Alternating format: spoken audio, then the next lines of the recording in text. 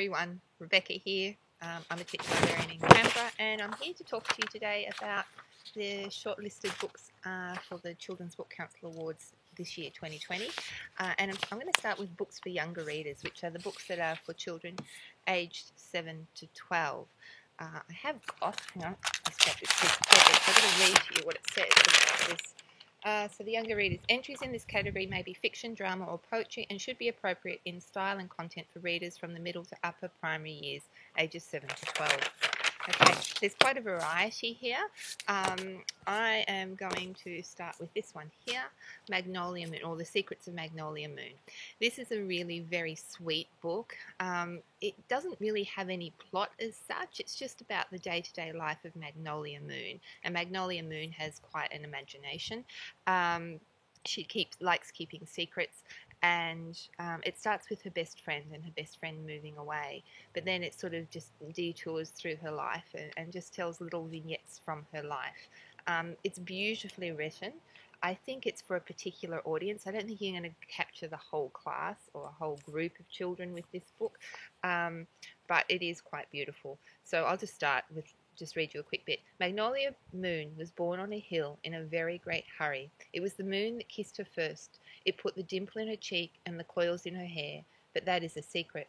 Her mother is sure they came from her. So just a really sweet book. The next one is this one called The Little Wave. It is a verse novel.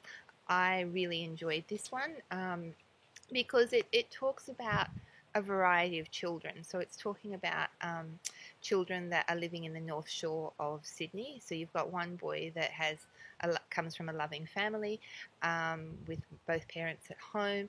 Everything seems great, but he's being bullied by his best mate.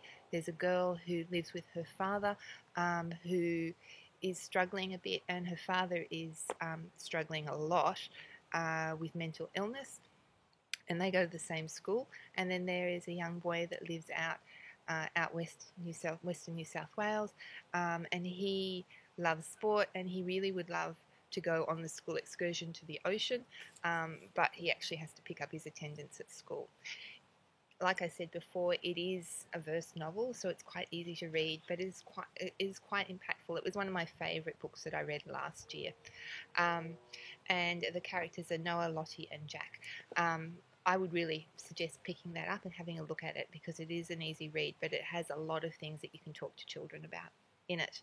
And the one thing I love about Jack is he really struggles with getting to school, and it gives the reasons why, and it's really interesting. It really makes you think.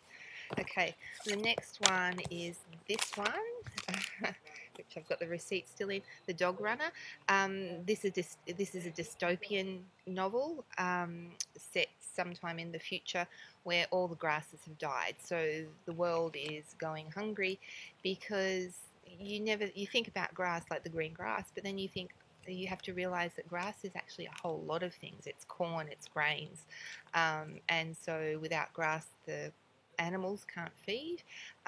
Humans don't have the base for wheat, for their breads and things like that. Rice dies, so there's this complete hunger, and it's about these children living in the city where things are not going well.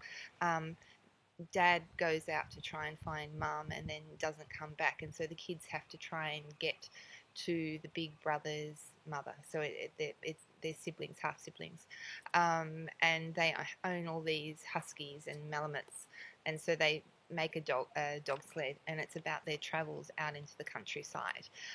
It also has a bit of an Indigenous theme behind it because the boy's grandfather was trying to learn the old ways out in the west where they're heading to. It's a good read. There were parts of it that I thought, where's this going? It slowed down a bit, but then it picked up right at the end. So if you're into dystopian futures and talking about what's happening in the world, this would be a good one. It's written. She also wrote How to Be, which was also a really impactful, I suppose, story. Next one, Thing About Oliver. This is fantastic. I really love this one. I really love The Little Wave, and I love The Dog Runner, but this one has had a real impact on me because it's about a young girl whose brother has severe autism, so he's non-verbal and he's not functioning particularly high. He hates having clothes on, he hates bed sheets, he's continually having tantrums. And it's about her relationship with her brother, her relationship with her mother, trying to find out who she is, and all in there, there's this big move and the impact of having to move. Now, the reason why we've got the fish on here is because the young girl, Tilly, who's 12 years old, really loves fish, and she wants to be a marine biologist, but first she has to learn how to swim. And that's another theme that goes through the book, is this wanting to learn to swim, but mum never being able to find time to do that because Oliver is taking up all her time. All right. This one here, Catch a Falling Star. I didn't particularly enjoy this book, but I could see that there would be people that could really identify with it. Okay, so it's set in the 70s, 1979, at a time when we had Skylab, which was like a satellite up in the in the sky. I'm having trouble thinking my words. And it was going to fall to Earth, and so there was all this drama around this. Is it going to fall to Earth and kill anyone? And that kind of thing. And it's set around that, and this young girl, who also I think is around 12, living in the outback, and her father has been killed, and mum is always at work, and so she's having to look after her little brother, and she it has this real thing that, maybe Dad will come back. Dad's going to come back. And they loved, one of the things about Dad was he loved astronomy. And so they have this real connection with the universe. So it's a lot about finding who you are in the world, finding your place, and having a voice. So that one's a really lovely read. I would say that that's more for year 5 and 6. And the last one is this one. And this is for the fantasy people. Okay, The Glim.